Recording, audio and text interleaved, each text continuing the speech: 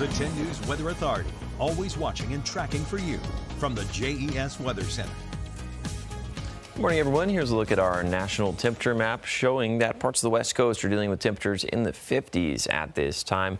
Parts of the upper Midwest and the plains dealing with single digits and teen values, while the majority of the East Coast and the Mid-Atlantic dealing with 30s, 20s, and teens out there. 15 for Cincinnati, 15 for Concord, 23 for Roanoke, 25 for Little Rock, 7 degrees in Omaha, and Minneapolis is currently at 8 degrees. When we factor in some of the winds that we're seeing across parts of the East Coast, we are dealing with gusts close to 30 miles per hour across Charlotte, Raleigh, Washington, D.C., New York City. Even areas in our neck of the woods are dealing with winds close to 30 miles per hour at this time. And when we factor in the winds on some of the cold air that we're seeing, as temperatures are ranging between about 10 and 25 degrees this morning, we get our wind chill, or the feels like temperature. So Floyd feels like 1 degree outside. Hot Springs feels like -2.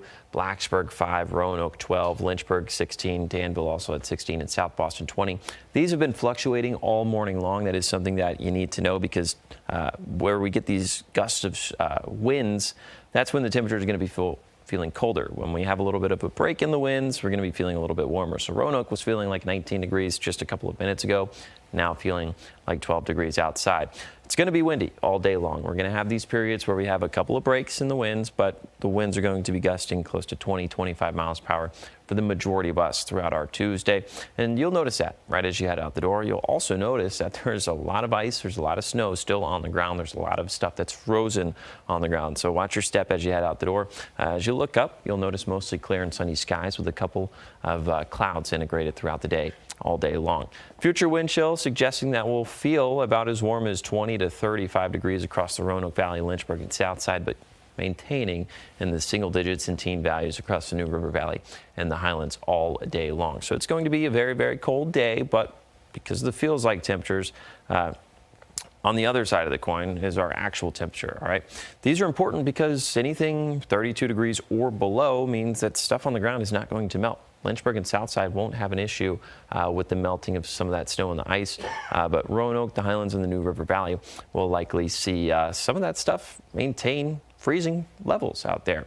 As we look ahead to the middle of the week, we're tracking not one system in the Pacific Northwest, but 2 systems on the West Coast. We look towards the Southwest as well. Now, why is this important? Well, these 2 areas of low pressure are going to be combining over the course of the next couple of days, and that gives us our next cold weather maker. You see it here. Lots and lots of green, lots of pink, lots of blue on the map. We've got cold air from the north, warm and moist air from the south. So those 2 provided areas bring a wintry mix to parts of the Mid-Atlantic over the course of the weekend. So the current odds of seeing 1 inch of snow, possibly a little bit more, remain at about 68% at least for all of Southwest and Central Virginia. So we've got about a 60 to 70% chance of seeing some wintry mix come Saturday morning across the Roanoke Valley, whereas temperatures fluctuate anywhere from about 29 all the way up to 37 over the next week or so.